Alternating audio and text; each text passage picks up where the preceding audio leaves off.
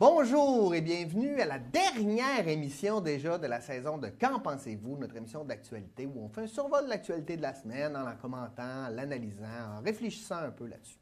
Et cette semaine, pour terminer, nul autre que M. Jules Simard qui va m'accompagner tout au long de cette émission. Bonjour Jules. Bonjour, ça va bien? Oui, ça va bien. Ah, il faut, hein?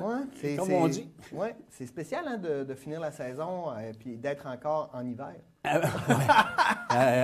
Et non seulement en hiver, mais véritablement, on n'est pas capable, on dirait, de se débarrasser du froid cette année. Ça tient à, quand tu dis qu'il y a fin de semaine de Pâques. Moi, j'étais en forêt, moins 30 la nuit. Alors, moins 30 la nuit, tu dis, donc, on est-tu à Pâques ou à Noël? Non, c'est ça. Et il faut se rappeler qu'à Noël, cette année, il y a eu un redout. Oui, la température est fucking. Et je ne sais pas jusqu'à quel point, je parlais justement de ça avec des producteurs de bleuets, où en fin de compte, on a eu cet hiver, compte tenu du fait que le couvert de neige n'était pas très, très grand, il va y avoir, semblerait-il, des secteurs plus affectés qu'on pensait en raison de cela, parce que les pieds ont été à toute fin pratique.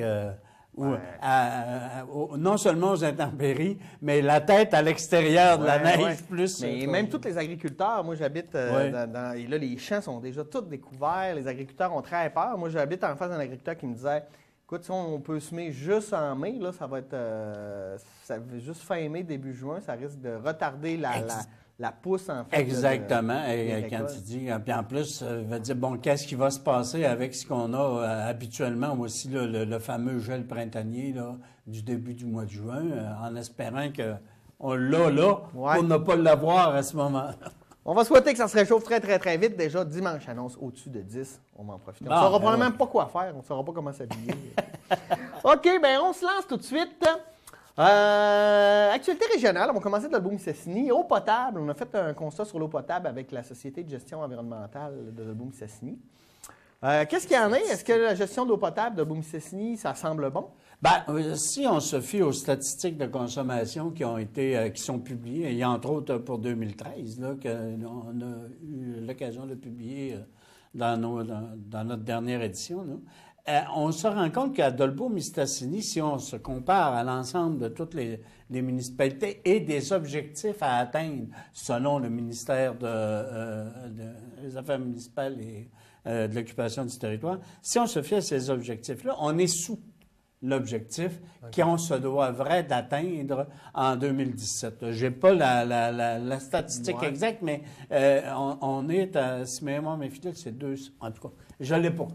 Moi, je l'ai pas mémoire, mais on est sous cette chose-là. Et si on était en dessus, c'est-à-dire en haut de la norme qui nous donne, on serait dans l'obligation, dès 2017, de mettre des compteurs d'eau au niveau de la municipalité. Et là, on n'aura pas besoin de faire ça. On n'aurait pas de besoin maintenant. Qu'est-ce qui va se passer là maintenant d'ici 2017? Alors, il y a des campagnes, effectivement, de sensibilisation à la population sur l'économie de l'eau potable. C'est le travail de la SGE. Qui sont faites et que la SGE mène maintenant. Elle va en être à sa 2e année cette année. L'année dernière, elles avaient commencé.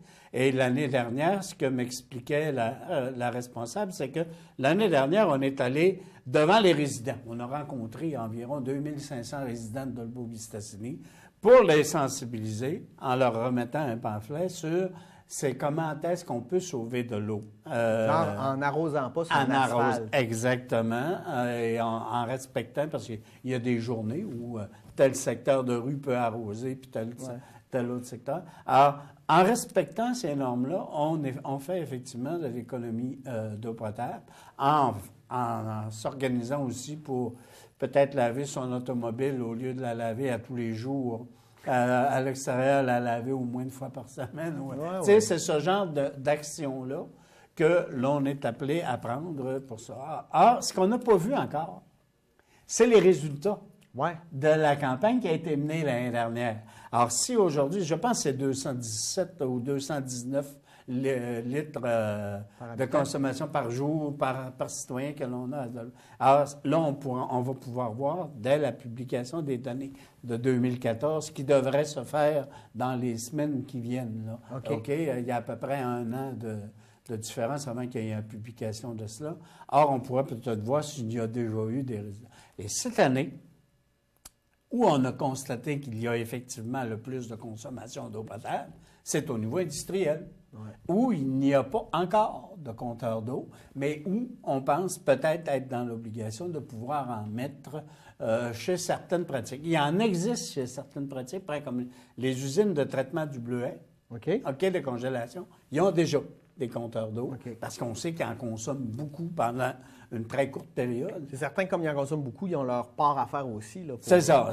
Or, là, il n'y a pas besoin de dire que si on met des compteurs d'eau, ben, on va être payé au nombre de litres, on va payer au nombre de litres qu'on utilise. Mais comme ça se fait déjà dans beaucoup de pays, il y a trop d'Européens où oui, et aussi même dans certaines municipalités au Québec, qui avaient une surconsommation par rapport à la norme qui est demandée là, par le ministère, mais même si en 2010... Alors, nous, il y a une nouvelle réglementation aussi qui a été mise de l'avant par la municipalité en ce qui regarde, entre autres, l'utilisation des systèmes de climatisation et de réfrigération dans les entreprises. On n'aura plus le droit, et à partir de cette année, on n'a plus le droit d'utiliser des systèmes de climatisation à l'eau.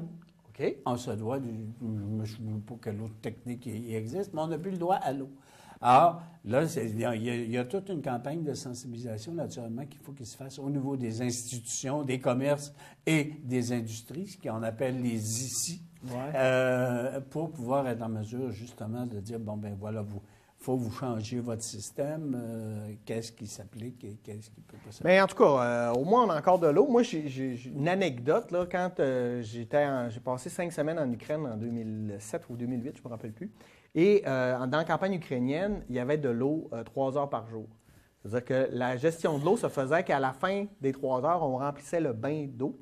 Et ça, c'était l'eau qui nous restait pour faire la vaisselle, et le reste, c'était pour prendre notre bain. C'est étrange. Et là, ça nous fait réaliser comment ici, on est chanceux d'avoir de l'eau potable en quantité, mais il faut être capable quand même de la gérer. De la gérer et de s'organiser pour qu'effectivement, on puisse être capable de pouvoir la conserver. Puis c'est une question de santé publique aussi qui est reliée à cela.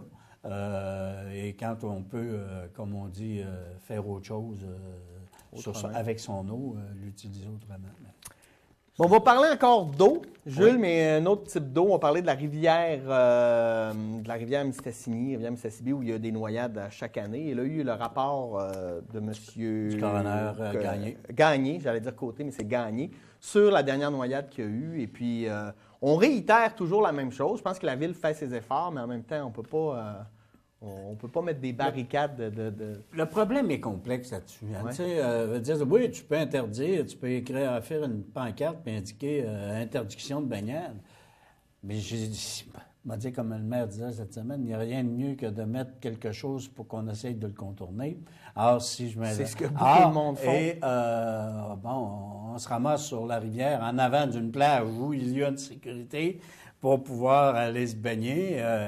Et on aurait eu avantage, effectivement, à aller à la plage publique au lieu de faire ce genre de choses-là. Mais bon, il y a effectivement des campagnes de sensibilisation qui doivent se mener. Et ça, je pense que le maire a indiqué qu'effectivement, on essaierait de revoir encore une fois cette année une information un peu plus soutenue auprès de la population sur les endroits où il est interdit. Je sais qu'il parlait de peut-être mettre mettons, le nom et l'année ou l'âge des gens qui étaient décédés. Ça représente un élément d'information qui peut être... C'est un peu comme sur la route, quand on voit les petites croix, là, ça nous fait tout un petit frisson de faire Oui, c'est un message, une façon d'aller chercher et le conscient et l'inconscient de la personne à ce moment-là. Il y a aussi, le coroner recommandait, une des recommandations, il dit, il existe une petite clôture là, pour empêcher de descendre. Bon, de revoir peut-être à mettre une... Maintenant, tu comprends, le jour où tu vas mettre une clôture, grillage... des barbelés. C'est ça, là, à hauteur. Je vais dire, bon, mais celle-là, c'est le paysage. Donc, on va avoir des gens qui vont critiquer sur le fait qu'on brise un paysage naturel en mettant des barrières. Maintenant, c'est pas juste la question, je pense, de mettre des barrières, mais... Est-ce que la sécurité publique pourrait arriver puis envoyer, je sais pas, un agent de police à tous les jours où il fait beau pour juste faire un petit tour puis dire pas le droit de se baigner? Je sais pas. Une fois que tu as fait là, tu reconnais que tu as une responsabilité au-delà de mettre juste une affiche de pancarte pour interdire. En tout cas, si tu fais une action pour aller à... Tu ne peux pas arrêter la personne. Il n'y a pas de loi qui interdit de se baigner. Oui, c'est ça. Sauf qu'il peut y avoir une interdiction de baignade qui s'adresse à l'individu pour se rendre compte qu'il y a un danger à aller se baigner là. C'est ça que ça fait, l'affichage. Or, comme tenu, si jamais tu te mets à dire, OK, on va mettre des patrouilleurs, on va mettre du monde pour empêcher le banc, là, ce que tu reconnais, c'est que c'est plus qu'une action de juste mettre une affichage, mais tu reconnais que tu as une responsabilité s'il y a du monde qui se rend là. Oui, je peux bien croire, mais là, on est dans des trucs politiques quand c'est la vie de certaines personnes qui sont en jeu. Où est-ce qu'il y a de l'homme, il y a de l'hommerie. Hein? Il me semble d'avoir déjà dit ça une couple de fois dans cette émission-là. Ça, on pourrait le dire à peu près. Et on peut dire à quelqu'un, écoute, tu ne peux pas aller te baigner là. Si la personne décide elle-même d'y aller, on peut pas. Je veux dire, à un moment donné, tu ne peux pas non plus restreindre et utiliser le manu militari à tout bout de champ pour pouvoir être en mesure de le faire. Et ne pas oublier que si on utilise effectivement le manu militari, ce que nous faisons, c'est que nous reconnaissons que nous avons la responsabilité, au-delà de juste un individu qui, lui, a sa propre responsabilité de respecter les avis qui sont donnés.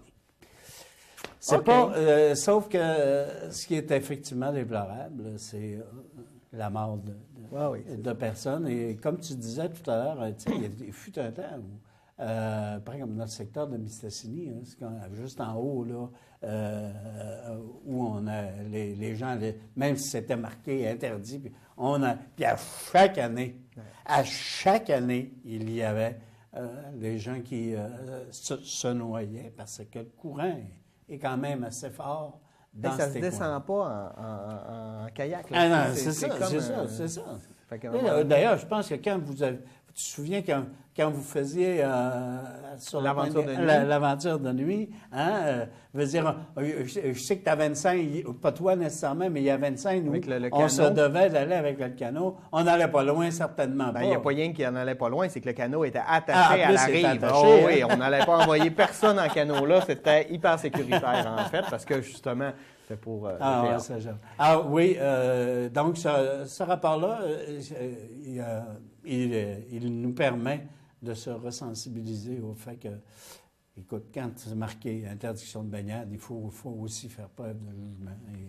C'est clair. Péribonca, le musée Maya-Chapdelaine, on avait présentation cette semaine. As-tu eu l'occasion de voir le voir, le film? J'ai pas vu le documentaire de Jean-Claude Labrec, mais moi, j'ai vu le premier film de Maya-Chapdelaine à l'époque. Oui, c'est ça. Mais j'ai pas vu encore le documentaire de Jean-Claude Labrec. Honnêtement, là, je sais que j'ai de l'air de radoter là-dessus, là, mais le document qui a été produit par Jean-Claude Labrec est un document qui va au-delà de juste ressortir l'histoire d'un film, du tournage d'un film. Il est allé nous chercher des éléments à caractère historique et social, sociaux qui se rapportent à la vie de la colonisation du coin d'ici. Oui. Et ça, là, moi, je pense que ce document-là se devrait de faire pendant la saison estivale, lors de l'ouverture au musée Louis-Aymon, d'être présenté de façon continue, parce qu'on peut prendre ce film-là à n'importe quel moment c'est un documentaire. Ouais. Alors, l'information qui se véhicule est continue et c'est des informations différentes. Et ça représenterait, je pense, un des meilleurs éléments pédagogiques pour montrer ce que c'était et ce que c'est. On pourrait même présenter ça dans les cours d'histoire à l'école. À l'évidence. Là, tu sais, on cherche toujours sur ce genre de film. C'est pas un film avec une histoire, hein? C'est un film d'archives, ni plus ni moins.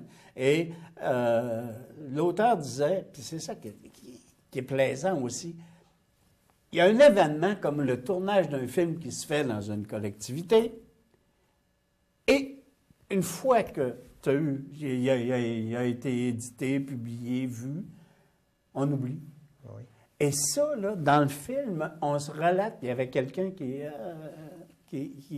faisait remarquer, as-tu déjà vu comment est-ce qu'un événement social, peu importe quel qu'il soit, et il s'oublie assez rapidement dans le temps? On le voit dans la On le voit. Tu sais, je veux dire, moi, ça me fait réfléchir un peu à... au niveau des médias d'information, on traite beaucoup de ce qu'on appelle les faits divers. Ouais. OK, bon... personnellement, j'ai bien ça couvrir ça, mais il reste que c'est les faits divers.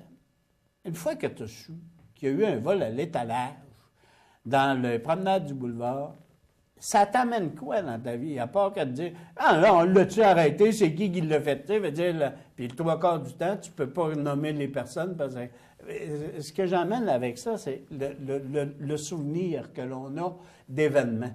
Ouais.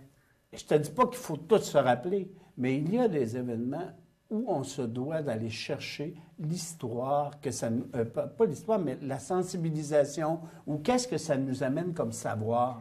Non, et ça, c'est important. Oui, puis c'est tellement important de revenir là-dessus parce que le roman Maria Chapdelaine, ça reste ça qui a mis le lac Saint-Jean sur la carte du monde. Du monde. Ouais. Faut pas l'oublier. Tu sais, c'était traduit en 16 langues, Exactement. vendu à des millions d'exemplaires. Et Jean-Claude Labrec a pu mettre la main sur des archives qui dormaient dans le 3e étage d'une maison, dans un grenier à Roberval, les archives de J.E. Chabot, qui, lui, est un photographe, mais qui avait filmé les gens en train de filmer. Wow! Ben ouais. D'ailleurs, c'est avec le CORPS du documentaire repose beaucoup sur des images que Jean-Claude Labrec a pu récupérer du tournage qui ont été le faits par... making-of, écoute, Ouais. Wow. Parce que lui avait été en France pour essayer de trouver des documents qui était à Roberval. Puis en fait, il les a trouvés ici à Roberval, Wow. au fond, J.E. Chabot. C'est assez... c'est plus que plaisant d'avoir ça. C'est parce que ça nous permet de savoir c'est quoi nos sources, nos racines. Oui. Et c'est à ça que ça sert. Puis c'est important, ça. Au même titre que c'est important de se souvenir de son père et de sa mère, au même titre, ça, c'est important collectivement. Quand on sait d'où on vient, on est plus capable de regarder vers où on va. D'ailleurs, c'est un peu la réplique que Denis Trottier faisait, lui, au soir de la projection du... Parce qu'en société, on le voit encore. Là. Moi, je regarde en ce moment ce qui se passe au niveau de la société, puis je ne veux pas revenir à des moments de l'histoire du 20e siècle, mais on retrouve beaucoup de similitudes.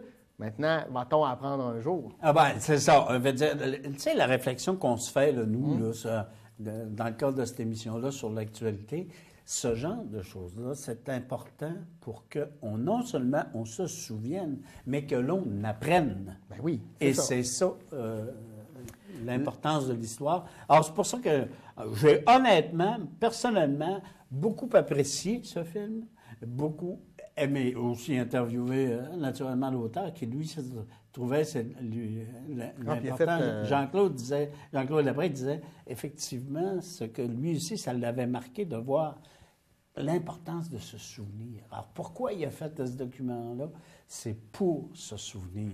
Et c'est pour ça que je trouve qu'il est important. Je ne sais pas si le musée va réussir à obtenir des droits de pouvoir en faire il va certainement y avoir une projection, des projections qui vont pouvoir se faire, mais une projection continue là, pour que les gens qui visitent le musée puissent aussi voir c'est quoi, c'était quoi, et c'est aussi quoi encore, parce qu'il y a des images qui sont reproduites là-dessus, là, où ce que tu vois, où il y avait la forêt.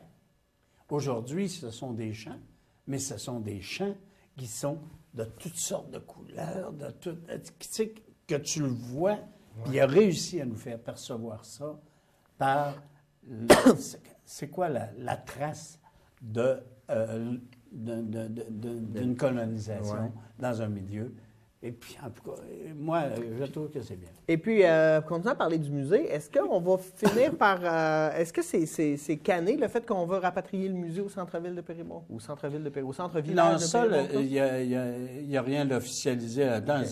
Ça va coûter un bras, ça. Il faut ramener la maison aussi. Samuel Bédard, là. Non. Ce que tu resterais, c'est plus l'exposition. OK. OK? C'est que l'Église pourrait devenir la salle d'exposition ou une salle d'exposition complémentaire. Les activités qui se font sur le site du musée actuellement, surtout la visite de la maison Samuel Bédard, ces Fait qu'on ne choses-là. toucherait pas à la Non, maison, ni à c'était pas ça. ni à l'hymen à Marie. C'est beaucoup, exact. C'est beaucoup plus d'utiliser l'Église à une fin historique, mais à une fin de présentation d'exposition, voire même de lieux où on pourrait même entreposer des exhibits qu'il y a, même si le musée actuellement possède des choses. Alors, c'était plus là qu'était le projet. OK. Quand j'en avais parlé, moi, l'année dernière, j'avais rencontré le maire de Péribonka qui avait souligné que c'était un des projets qu'il y avait. Maintenant, OK, je veux dire, la municipalité elle-même et le musée lui-même, de même que la Fondation, n'ont pas les ressources financières pour pouvoir être en mesure, même si l'Église t'est donnée à $1, là, OK? Là, après ça, il faut que tu t'organises pour l'entretenir, la maintenir. On va dire, on a la même problématique actuellement. Je ne sais pas si tu en parles, mais on a la problématique avec un document, avec une bâtisse patrimoniale qui est le centre civique et c'est Oui, je n'ai pas parlé, ça mais... coûte un bras à administrer puis à gérer, mais tu sais, est-ce que la ville peut s'en porter acquéreur? En tout cas, ça fait toute partie des... Bien, même si ça s'en porte acquéreur, se porte il acquéreur va de falloir, problème, il en va fait. falloir là, payer ce temps plein. C'est ça. Ouais. C'est ça. OK, fin du C3S de Marie-Chapdelaine, c'est terminé. Oui. Qu'est-ce que ça change pour nous autres là, du jour au lendemain? Pas grand-chose, mais à long terme, moyen et long terme, comment va se faire la Je pense que là, on a tous des craintes à savoir, tu sais, le service de proximité. Et demain matin, là, ici, je ne sais pas, moi, tu as un service un spécialiste en dermatologie, disons. On le sait, il y en a un à Alma, mais il n'y en a pas là, ici. Or, mais il pourrait y avoir une problématique. Or, les dermatologues pourraient venir donner des soins. Une demi-journée par semaine. C'est ça, c'est genre. De plus en plus, la gestion, moi, c'est ça que j'ai peur, c'est que la gestion quotidienne des services de santé va faire en sorte de dire ah, bien, tu sais, dire la personne de Saint-Thomas-Didyme qui a une problématique en dermatologie, elle va aller à Alma. C'est sûr qu'on aurait pu s'organiser pour qu'il. Mais tu sais, ça va coûter bien moins cher si c'est elle qui se déplace. Puis on transfère les tu coûts. comprends, c'est ce genre de service-là. Où là, actuellement, on essayait d'avoir, parce qu'on avait un certain pouvoir, entre guillemets, d'exiger d'avoir un service de... Alors, ces services de proximité-là, maintenant, vont peut-être se centraliser à certains endroits en raison du fait que c'est le même que le CIS va administrer. C'est la crainte, je pense. Parce que demain matin, là, on n'aura pas de perte nécessairement d'infirmiers et d'infirmières sur le territoire. Encore là. Mais ce que tu expliques très bien, c'est ça, c'est que oui, on dit on centralise pour couper, pour que ça coûte moins cher, mais finalement, on refile la facture aux contribuables. En bout de piste, c'est ça. C'est que ça peut peut-être te coûter moins cher parce que tu as un service chez vous qui est proche. Bon, on le sait, c'est un service entre guillemets gratuit, là, dans le sens où on ne paye pas encore pour on paye par nos impôts. On le paye avec nos impôts, mais directement, on ne paye pas le service. Demain matin, tu es obligé de mettre ta tanquette de gaz, comme on dit, pour être capable de rendre à Alma, parce que ça va être à Alma que le service va se donner et non pas à Dolbeau-Mistassini. C'est ça qu'il va falloir surveiller. Ça ne veut pas dire que ça va se faire. Le fait aussi comme n'ayant pas, mettons, d'administrateur ici, on ne peut pas se battre pour avoir, tu sais, pour faire venir un service de proximité. D'où l'importance de savoir sur les comités, pas sur le comité, mais sur le conseil d'administration du CIUS. Est-ce qu'il va y avoir, il va fort probablement y avoir des gens du secteur Maintenant, tu sais, tu vas avoir le poids de 1 sur combien ou le c'est poids de 2 sur combien. Fait que, C'est ça tu sais, qu'on ne sait pas. Parce que je reviens de ces gouvernements qui disent en faisant ça, on décentralise dans la région. Mais on décentralise dans la région, mais on centralise à l'intérieur de la région, dans les grands centres. Oui, je pense qu'il y a là, une le bonne, problème. Ben oui. une bonne. Parce que c'est vrai qu'on va donner plus de pouvoir à la région, mais ce pouvoir-là va être concentré à Chicoutimi, à Saguenay. Tu sais, c'est quand même une langue, là. En amour, on dit loin des yeux, loin du cœur. En administration, quand on dit loin du pouvoir décisionnel. On le voit c'est avec. loin. On le voit juste, mettons, je prends l'exemple d'Alcan. Quand Alcan le fait chercher à l'État au Québec, il était bien plus proche de ce qui se passait ici. Depuis que c'était à l'autre bout du monde, ben, on n'a plus vraiment de lien. C'est ça. On est rendu des numéros. On devient, oui, on devient. Décès de Jean-Claude Turcotte, un petit gars de chez nous, en fait. C'est Albanel, lui, je pense. Non, pas lui. Non, c'est son père. Peut-être. Oui, mais il est d'origine OK. du Lac-Saint-Jean, ça, j'en suis certain. Là. OK. Je pourrais pas. Oui, puis il me semble qu'il a passé ses premières années ici avant de partir pour ailleurs. là. Mais en tout cas, c'est pour ça que je l'ai mis dans l'actualité régionale, parce qu'il il a ses racines d'ici. Puis bon, ça a été aussi un grand homme d'église, là, on peut le dire. Oui, Je pense qu'il a été bien reconnu, qui a défendu qui a marqué, ses points. comme on dit, l'histoire de l'Église. Qui est allé Et qui loin a eu à aussi. gérer. Oui. Qu'on le veuille ou non, qui a eu La à gérer décroissance, une forme de décroissance. Et, tu sais, on parle, je ne veux pas refaire la relation avec la santé, mais cette forme, c'est des caractéristiques sociales qui ont un impact et qui font en sorte que, oui, si tu veux conserver certains éléments à caractère qui t'ont formé, tes racines, ce genre de choses-là, ben, je veux dire, oui, pas parce qu'on a oublié de pratiquer, parce qu'on a décidé de ne plus pratiquer, que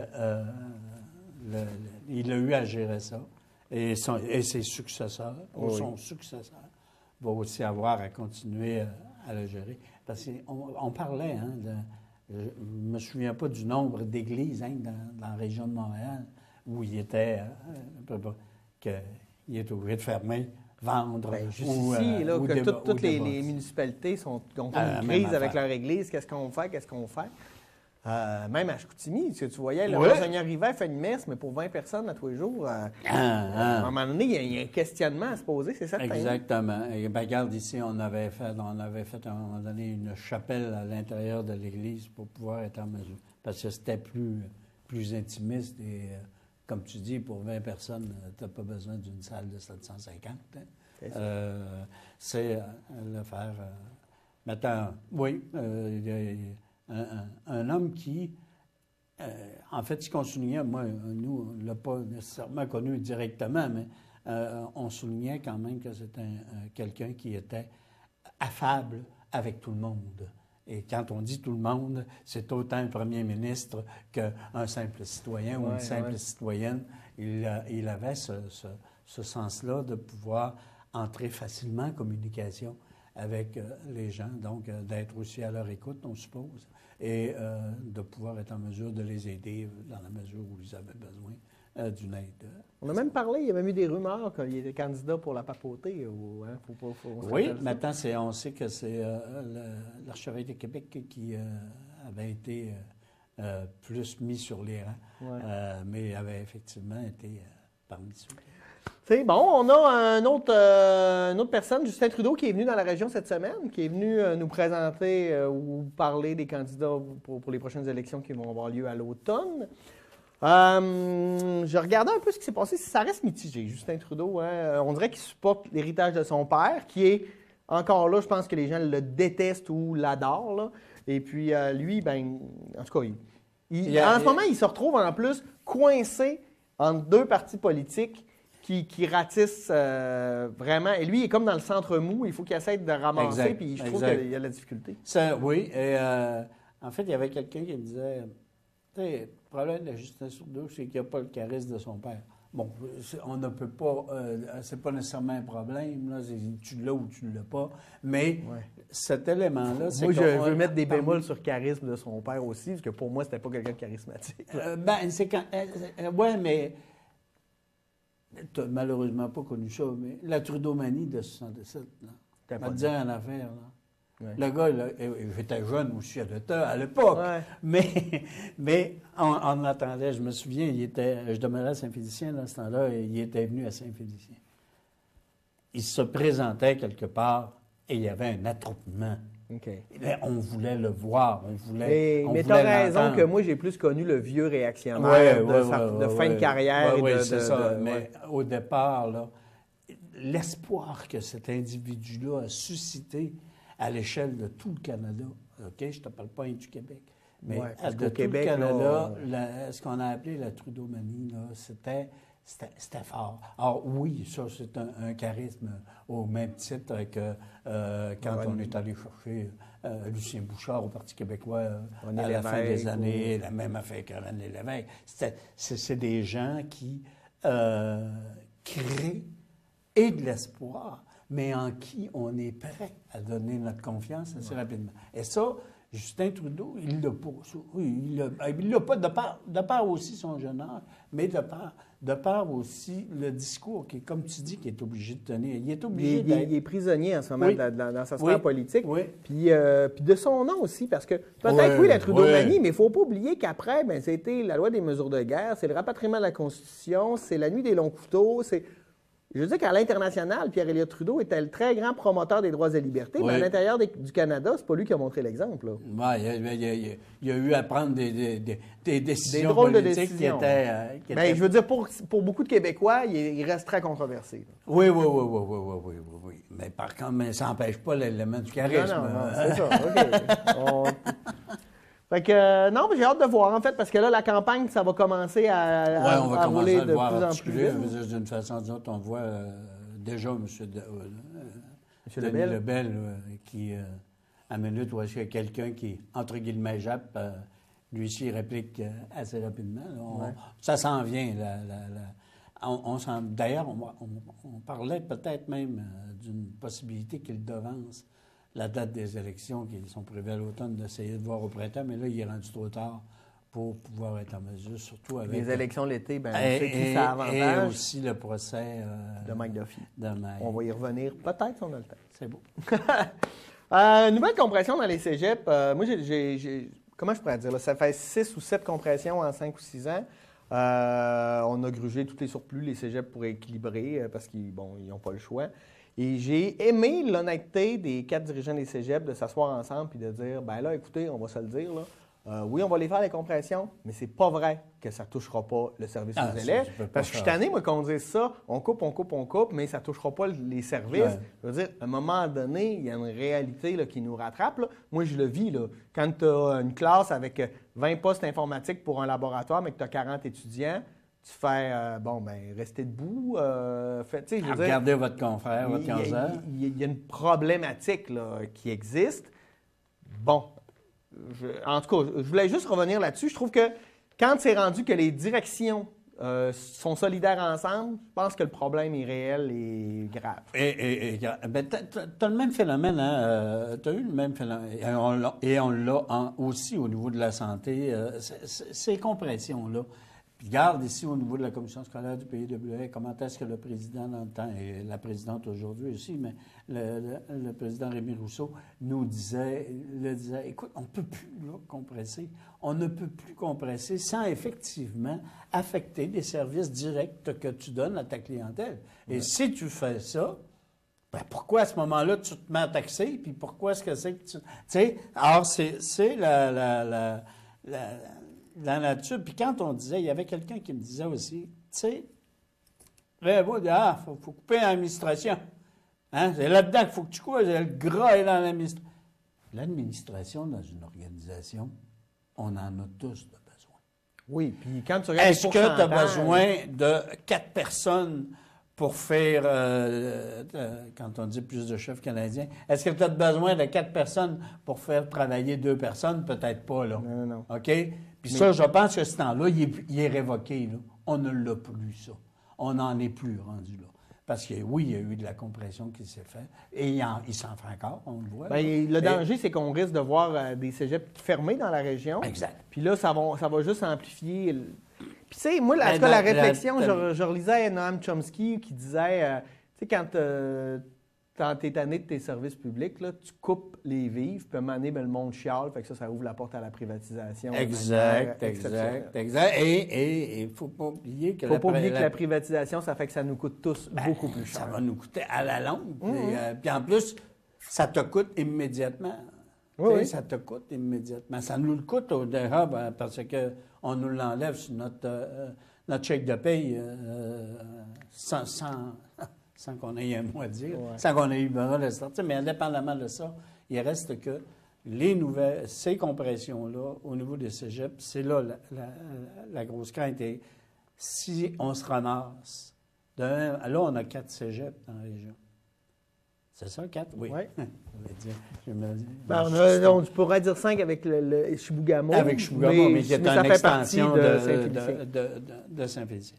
Si demain matin, on se dit, on a la même optique là, que pour les CIUS, tu sais, un cours là, de français ou un cours de sciences politiques qui se donne, il se donne à Saint-Félicien, on est à 12 étudiants. Si on les regroupait et on donnait le même cours à allemand, peut-être qu'on aurait 30 étudiants dans le cours. Donc, avec un seul prof à payer. L'étudiant de Dolbeau qui montait à Saint-Félicien ne montera pas à Alma, il va aller vivre à Québec. C'est en plein ça. Alors, c'est ça qui peut nous... C'est ça qui nous menace avec cette forme de compression-là. Je te dis pas qu'il n'y a pas de nécessité d'avoir une saine gestion des deniers publics. Là. Ça c'est normal. Mais l'obligation, quand on parle de compression, ce que l'on va couper, qu'on le veuille ou non, c'est pas juste de l'administration, c'est souvent de fois du service direct. Et dans des services directs, c'est un prof de moins, c'est un ci, c'est un ça. Puis, tu sais, en tout cas, quand on veut équilibrer un budget, là, on coupe les dépenses ou on augmente les revenus. Et je trouve qu'on coupe beaucoup les dépenses, mais on ne cherche pas beaucoup à augmenter les revenus. Et les moyens d'augmenter les revenus, quand je vois le plan Nord 2.0, où on va encore donner notre sous-sol aux minières, je fais, hey, il y en a de l'argent à faire, là.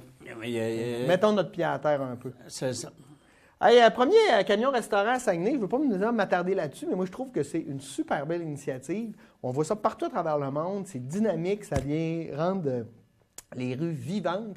Puis, je ne sais pas si tu as vu ça. C'est-tu du fast-food, ça? Non, c'est pas du fast-food. Pas nécessairement. Mais non, lui, c'est le propriétaire de Temaki Sushi. J'ai vu celui-là à Saguenay. Et puis, il vend... Mais non, écoute, il parlait de son menu, là, puis tu avais des cornets de saumon fumé à l'érable, des trucs de même. Tu fais, écoute, wow, là... Tu sais, ils ne vendent pas des hamburgers et des hot dogs. Là. Fait que, tu sais, il y a cette qualité-là qui est là. Moi, je trouve ça intéressant puis je trouve que c'est bien dynamique pour les milieux. Puis, tu sais, quand je regarde, moi, mettons comment on essaie de revitaliser le boulevard Wahlberg durant l'été en le fermant, en faisant des terrasses. Écoute, mets un camion là. Tu sais, je veux dire, s'il y a 100 personnes qui viennent au camion, ils vont peut-être aller dans les autres commerces, aller prendre une bière. Tu sais, ça met de la vie, en fait, puis ça attire le monde ou ça donne un service aussi. La question des terrasses revenait un peu c'est sûr que tu n'as pas la mobilité d'un camion ou d'un camion-restaurant, mais il reste que ce phénomène-là n'a pas nécessairement donné, par exemple, encore pour Dolbeau-Mistassini, l'achalandage. Je ne te parle pas du camion-restaurant, je te parle des terrains. Mais ce qu'on souhaitait. Oui, mais tu sais, quand tu regardes la cabane à sucre urbaine, le Festival des bières, on reprend possession, en fait, du boulevard Wahlberg. Oui. Puis, parce qu'on ne se mentira pas, là. Tu sais, sûrement qu'il y a 10 ans, là, c'était mollo. Ah, ouais. Je trouve que tranquillement, la vie revient. Le début du Festival Western, c'était l'utilisation du centre-ville qui n'était pas couvert à ce moment-là, mais d'une partie du centre-ville. Ça faisait effectivement toute une vie à l'intérieur pendant 10 jours dans le temps, mais je veux dire même au-delà, parce que une fois que tu as donné une habitude à quelqu'un, l'habitude étant maintenant prise, tu y reviens. Mais ça fait partie de... Tu sais, je prenais le reportage hier, et il faut quand même faire attention. Le restaurateur, qui lui a une place dans le centre-ville de Saguenay, qui voit à côté le camion mobile qui, lui, vient de part d'un client. Là. Écoute, Paul Bocuse disait, si ton restaurant est plein, c'est toi qui as raison. Oui, OK, oui. C'est fort Tu probable. sais, je veux dire, à un moment donné, tu as les choix de service, puis on peut pas, je veux dire, on veut vraiment, là, on est dans l'esprit néolibéral, là, hey, la compétitivité et les affaires. Là, à un moment donné, chaque fois qu'il y a un compétiteur, mais là, tu fermes les portes, là, il faut se protéger. Non, je veux dire, à un moment donné, on peut pas avoir le beurre et l'argent du beurre tout le temps. Oui, c'est ça. Il n'y a jamais rien de Puis si ce de noir et camion-là de- attire, mettons, 100 personnes qui viennent là, bien, peut-être qu'ils viennent là aujourd'hui, mais demain, qu'ils vont aller manger au restaurant à fort côté, probable. puis qu'ils vont aller à la boutique à côté faire des affaires, parce que sinon, il aurait peut-être été au McDonald's, au centre d'achat, etc. Tu sais, tu comprends, à un moment donné? Oui, non. Je ne dis pas que l'élément est quand même, tu disais, une façon de dynamiser du commerce. C'est effectivement une façon, parce que ce que tu crées, c'est une offre de service pour pouvoir être qui est différente de ce qui existait et qui peut être susceptible, effectivement. Puis c'est donc bien intéressant parce que peut-être que, justement, dans les festivals, ce camion-là pourrait venir, puis on aurait d'autres choses à manger que des hot dogs. Oui, c'est ça. Non, mais en tout cas. Passons à l'actualité nationale. Bon, manifestation à l'UQAM. Moi, je veux revenir rapidement là-dessus sur ben pour moi, en fait, là, la violence, que ce soit de la répression policière ou des étudiants qui brisent des choses, pour moi, ce n'est jamais une solution. Je pense qu'on est capable de dialoguer. Maintenant, pour pouvoir dialoguer, il faut mettre en place des possibilités de dialogue, ce qu'en ce moment, le gouvernement et la direction de l'UQAM n'ont pas fait. Et là, on a reconnu, entre autres, la Cour a reconnu le droit des associations étudiantes de ramasser les cotisations. On n'a pas encore reconnu le droit de grève. Et peut-être que si on le reconnaissait, on pourrait encadrer ce droit de grève-là. Parce que le problème des injonctions aussi, là, tu sais, on va dire, on est en démocratie et on va dire, la majorité des gens ont voté pour la grève. Ceux qui n'ont pas voté peuvent maintenant faire des injonctions pour aller à leur cours. Je m'excuse, mais moi, j'ai voté ni pour M. Couillard, ni pour M. Harper. Est-ce que je peux faire une injonction pour être dirigé autrement? Je veux dire, à un moment donné, ça prend une limite à ça. Puis je voulais aussi en revenir sur la mise en demeure de Naomi Tremblay-Trudeau qui s'est fait péter la gueule à coups de gaz, je veux dire... Une capsule de gaz. Mais pour moi, ça aussi, je veux dire, la violence, la répression policière et politique, ça ne sera jamais la solution. On est en démocratie. J'avais l'impression, des fois, qu'on avait l'impression d'être en Corée du Nord, mon Dieu. Où je trouve un... Écoute, on a été étudiants tous les deux à un moment donné dans notre vie. Et oui, on a... moi, j'étais dans les années 70, là, on en faisait aussi des grèves quasiment toutes les sessions. Dans le temps, c'était une mode. C'est le mot grève. Un droit de grève, ça se donne, selon ce que moi j'en comprends, à des travailleurs qui ne sont pas satisfaits des négociations qu'ils font avec leur employeur et qui le mettent comme moyen de pression pour pouvoir être en mesure en arrêtant les activités de l'entreprise. Quand on parle d'un droit de grève pour des étudiants, je n'ai pas... La seule personne à qui je fais mal quand je fais un droit de grève, c'est à moi. C'est à moi que je fais mal. Parce que je n'ai pas... je décide de ne pas aller à une activité à laquelle je me suis inscrite. Le mot n'est pas correct. Le droit de manifestation, il est reconnu. Le droit de manifestation, il est reconnu dans la Charte des droits et libertés canadienne et il devrait être encadré par la police et non pas réprimé par la police. Il y a un problème, là. C'est constitutionnel. On devrait avoir le droit d'aller manifester simplement. Pourquoi il y a eu une manifestation des femmes, puis que la police est à côté, manifestait? Quand c'est les étudiants, on est équipés pour se battre. Je m'excuse, là. Ouais, mais tu sais aussi, t'en as certainement participé. Moi aussi, je me suis fait tasser parce que j'étais un peu très près des polices quand je faisais mes manifestations. Ouais. Et mon intention, c'était pas d'aller baver la police. Mais la première affaire que j'ai vue, j'avais du monde qui me poussait dans le dos, puis moi, j'étais proche de la matraque. Du policier, là. Tu comprends? Ça veut dire quoi? Ça veut dire que oui, il y a à l'intérieur de ces manifestations-là des gens qui ne viennent pas nécessairement juste, mais qui viennent aussi pour faire en sorte qu'il y a une provocation avec l'individu. Je suis d'accord. Et ça devrait être purgé de l'interne par les ça, là, c'est le même titre que tout à l'heure quand on parlait du rapport du coroner. Ouais. J'ai bien beau interdire oui, organise-toi pas pour te mettre devant la police. Si tu te mets devant la police, c'est fort probablement que tu peux te faire repousser. OK? Mais ça, là, on ne peut pas, malheureusement, intervenir là-dessus. En fait, qu'est-ce que la police fait là? À armer, à bloquer une manifestation. C'est là le problème. Je veux dire, c'est de la répression politique. C'est un droit de manifestation, c'est un droit reconnu par la Constitution. Exact. Je veux dire, la police, ça monte à travers. C'est eux qui sont inconstitutionnels, là. C'est qu'on les met là. Oui, mais là, tu nous amènes sur le point. Non, mais on veut rentrer dans le débat légaliste, comme certains font avec les injonctions. Exactement. On va y aller à fond. Exactement. On le sait que, on fait mettre les polices pour pouvoir protéger le bien, les biens ou les personnes qui sont à l'intérieur d'un bâtiment. Je pointe à la ligne. Mais la question, c'est oui. Pourquoi est-ce qu'à minute où je fais une manifestation, il faut absolument que nous ayons une présence policière dans le coin? Non, puis est-ce que... Moi, j'aurais la question, s'il n'y avait aucune police, comment ça se passerait? Moi, je pense qu'il y aurait une... tu sais, c'est comme dans une salle de spectacle, là, quand il y en a un qui parle, à un moment donné, ça le fait dire. Bien, je pense qu'il y aurait cette discipline-là, cette autodiscipline-là qui se ferait. Et tu n'aurais pas les groupuscules qui te poussent dans le dos pour pouvoir te faire provoquer devant la police. Exactement, de ça. Et puis, écoute, et là, ça pourrait permettre de faire des manifestations, de faire valoir des points, donc de parler des idées et non pas parce que pendant qu'on parle de grève puis de violence, on ne parle pas des vraies affaires, là, qui sont l'austérité, puis le filet social qui s'amenuise, puis le droit à l'éducation, etc. Bien, pourquoi, à la place là, de mettre de l'eau, pas de l'eau, mais du gaz sur le feu, on ne fait pas dire « Hey, prenons donc le temps de s'asseoir, moi, le premier ministre, avec les directeurs des associations étudiantes et les recteurs, pour voir où c'est qu'on s'en va avec l'éducation, parce qu'on a besoin, je veux dire...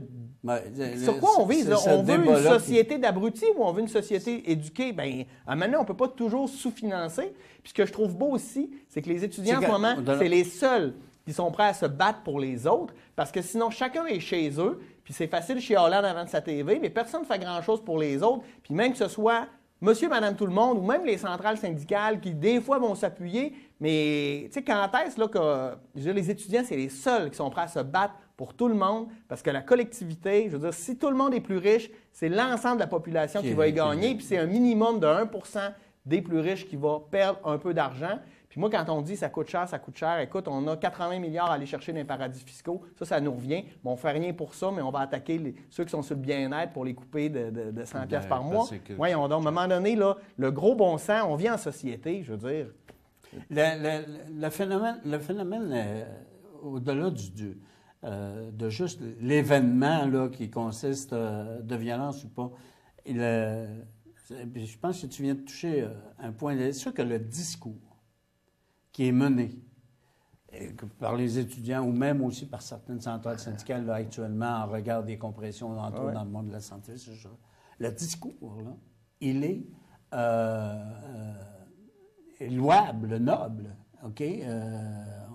On s'y attache et on se dit, oui, il faudrait qu'il amène au moins à un dialogue sur la problématique qui est dénoncée. Oui, on dirait qu'on n'a rien appris de 2012. Le gros problème avec lequel on est plus aux prises, c'est véritablement les actes de violence qui automatiquement... D'un bord et de l'autre, là. Oui. Écoute, regarde ce qui s'est passé à l'UQAM. Non, c'est ça. On a commencé à faire du grabuge avant que les policiers soient là. Mais moi, mes filets. Non. Ils sont arrivés dans l'après-midi. Ils ont arrêté arbitrairement 20 personnes. Okay. C'est ça qui a commencé, le feu aux poudres. Sauf que la réponse, c'est pas de tout briser, ça. Non, ça sert à rien, ça, dans œil pour œil, dent pour dent n'est pas nécessairement... dans ces contextes-là. On voit dans les pays où ça se passe de même, comment ça règle rien. Exactement. Non, il y a... Mais je ne comprends pas les gouvernements de confronter quand eux, ils devraient faire les bons pères de famille puis dire, OK, prenons le temps de vous écouter, qu'est-ce qu'ils avaient à proposer, qu'est-ce qu'on peut faire? On va vous ouvrir nos chiffres, regardez, là, on n'a pas plus d'argent cette année, mais peut-être qu'on peut... Tu sais, se parler, là, c'est peut-être arriver à une solution. Pas se parler, c'est obligatoirement arriver à aucune solution. À aucune solution et à s'entêter justement dans des actions. Mais le problème, c'est que les gouvernements en ce moment ne font que... en fait, tout ce qu'ils visent, c'est de l'électorat. Les solutions, ce n'est pas du gros bon sens ou pour le bienfait de la collectivité. Non, eux, ce qu'ils calculent, c'est en termes de comment c'est un gain politique. Et ça, c'est triste. Et tant que nos gouvernements vont diriger comme ça, bien, le cynisme politique va rester. C'est peut-être la conséquence de la démocratie. Ce que tu viens de dire là. Remarque que la démocratie est beaucoup plus large que l'électoralisme, mais il y a quand même un élément, comme tu dis, au niveau de l'électoralisme, c'est le discours devient c'est lui qui a préséance quasiment sur, non seulement quasiment, qui a préséance sur l'acte ou la gestion démocratique de la société. Oui, parce qu'on dit souvent en politique qu'il y a les bonnes et les vraies raisons. Mais je suis tanné que les gouvernements nous parlent des bonnes raisons puis des beaux discours, etc. Mais on veut les vraies raisons. Pourquoi on fait les choses, tu sais? Yes. C'est triste, là, puis je pourrais donner plein d'exemples, je ne le ferai pas. C'est bien ça, c'est bien. Hein? Oui, on reconnaît. Ouais. Hey, l'élan global, c'est une autre affaire que je voulais parler parce que c'est notre dernier sujet. D'ailleurs, l'élan global, un groupe d'économistes, de scientifiques, d'artistes, etc., qui signent un manifeste pour dire un Québec sans pétrole, Québec du 21e siècle, etc. C'est très bien argumenté. Bon, c'est des idées. Et là, moi, ce que j'en ai, c'est la réponse qu'on a eue de la présidente des Chambres de commerce du Québec qui traite ces gens-là de rétrogrades. On va revenir à la chandelle, soyez des Amish, gang de poètes. Je fais, hey, y a-tu une vérité entre les deux? Puis je pense que c'est au contraire. C'est la directrice de la Chambre de commerce qui est dans le champ. Là. On est rendu au 21e siècle. Là. On a le sommet de Paris en décembre. Tout le monde parle des changements climatiques. Le pétrole, là, il faut trouver des alternatives. Puis soyons donc en avant et innovons et soyons donc les premiers à la place d'être en arrière puis attendre, en fait, là, que tout change. Je trouve que puis traiter des scientifiques et des économistes de poètes, là, de poètes rétrogrades, là, je fais mollo. Tu me soulèves une chose qui, moi, m'amène beaucoup en réflexion là-dessus, c'est on a tendance à traiter les idées et des prises de position en faisant de la déclarationnite. Ouais. Puis aussi, c'est tout ou pantoute, hein? C'est Noir ça. ou blanc. Et là-dessus, je pense qu'il y a une problématique qui relève du traitement de l'information par les médias. Clairement. OK? Oui, la madame, là, ce qu'elle a fait, là, ça a été une déclaration pour pouvoir être citée dans le bulletin de Noël. Ouais. Au lieu de prendre le discours qui était dénoncé et d'y amener un argumentaire qui soit contre ou pour, on a fait ce qu'on appelle, moi, de la déclarationnite de personnalité, en attaquant des gens.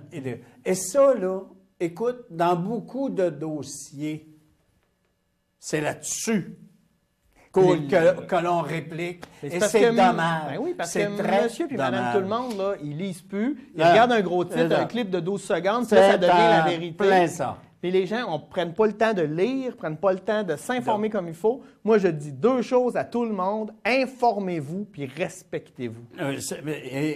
On va arrêter de faire de la personnalité sur des problèmes sociaux.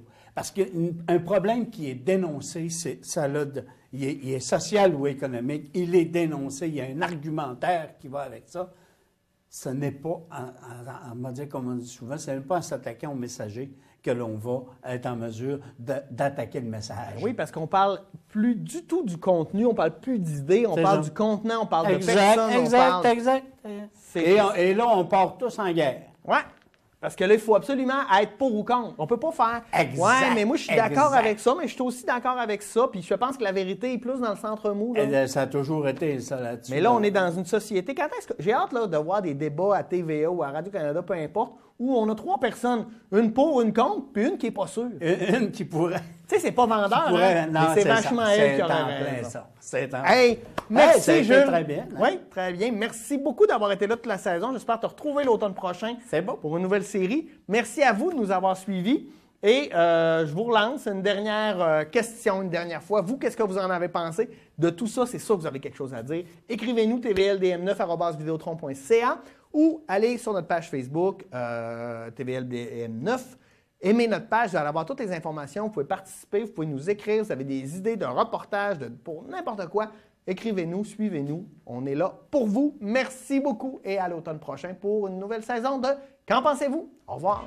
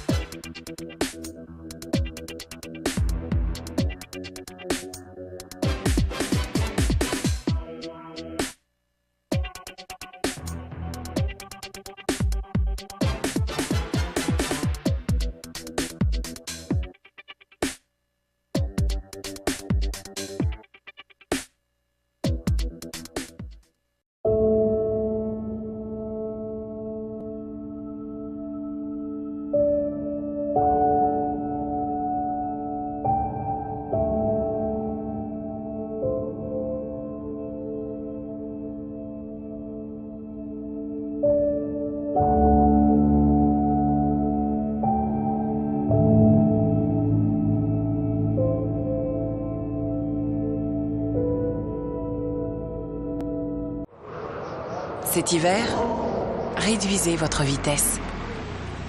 Gardez une plus grande distance avec le véhicule qui vous précède et soyez vigilant en tout temps sur la route. Prenez le volant en toute sécurité. Vous habitez en forêt ou à proximité? Certaines précautions peuvent être prises pour diminuer les risques reliés au passage d'un incendie de forêt. Tout d'abord, nettoyez vos gouttières des branches et feuilles mortes qui pourraient s'y retrouver. Également, coupez les branches des arbres qui surplombent votre toiture. Les dessous de galeries sont souvent des endroits propices pour l'accumulation d'objets et de feuilles mortes. Assurez-vous que cet endroit est dégagé de toute matière inflammable. Si vous souhaitez brûler vos rebuts, utilisez un foyer par étincelle ou privilégiez le compostage. Ces petites actions peuvent faire la différence pour la protection de votre habitation et dans la diminution des risques de propagation d'un incendie de forêt. Dans vos activités, soyez prudents et faites votre part pour la protection des forêts.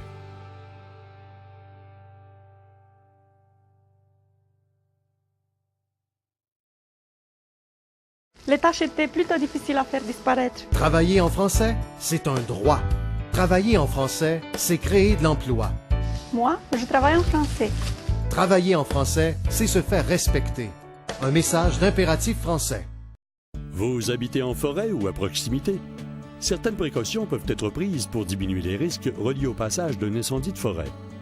Tout d'abord, nettoyez vos gouttières des branches et feuilles mortes qui pourraient s'y retrouver. Également, coupez les branches des arbres qui surplombent votre toiture. Les dessous de galeries sont souvent des endroits propices pour l'accumulation d'objets et de feuilles mortes. Assurez-vous que cet endroit est dégagé de toute matière inflammable. Si vous souhaitez brûler vos rebuts, utilisez un foyer par étincelle ou privilégiez le compostage. Ces petites actions peuvent faire la différence pour la protection de votre habitation et dans la diminution des risques de propagation d'un incendie de forêt. Dans vos activités, soyez prudents et faites votre part pour la protection des forêts.